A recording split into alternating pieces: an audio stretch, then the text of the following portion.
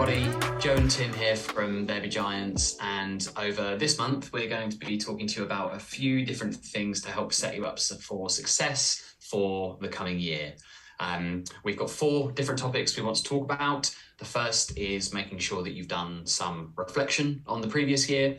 The second is making sure that everyone in the company knows the strategic OKRs.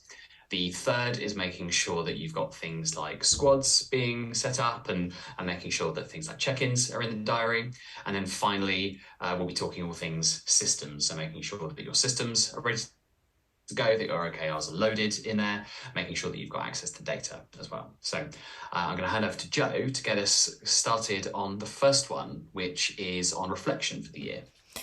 Thanks, Tim. Yeah, so it could be, to be honest, that you've already done a bit of reflection on the previous year.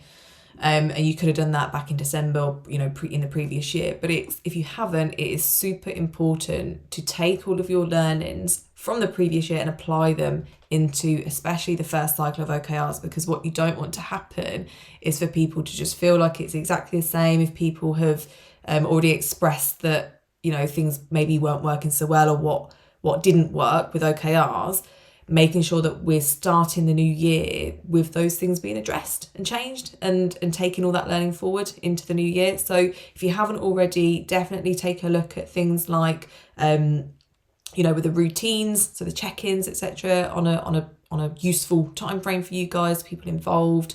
Things like how you were crafting the OKRs. Were they efficient? Were they useful? Were they impactful? Things like the alignment as well, making sure that all the alignment of the transformation on those quarterly OKRs were aligning all the way back up to where you need them to line up to, back into the strategy.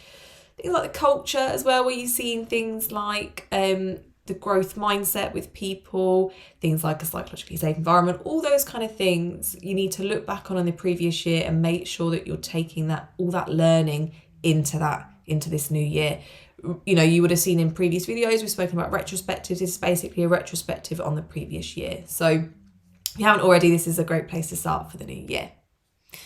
So I think, anything you want to add, Tim, to that? No, I think you covered it off. I think the main thing that, like we talked about in previous videos, especially when we talk about retros, is just making sure that it's not just having it and not just the talking about it, but it's doing something with it afterwards, and not just taking all that information and letting it sit somewhere. You've got to make sure that reflective practice enables improvement and enables things to be better for the next period that we're going through. I suppose it's about reflective practice being practiced. It's not just a buzzword. We've got to actually do something with that. So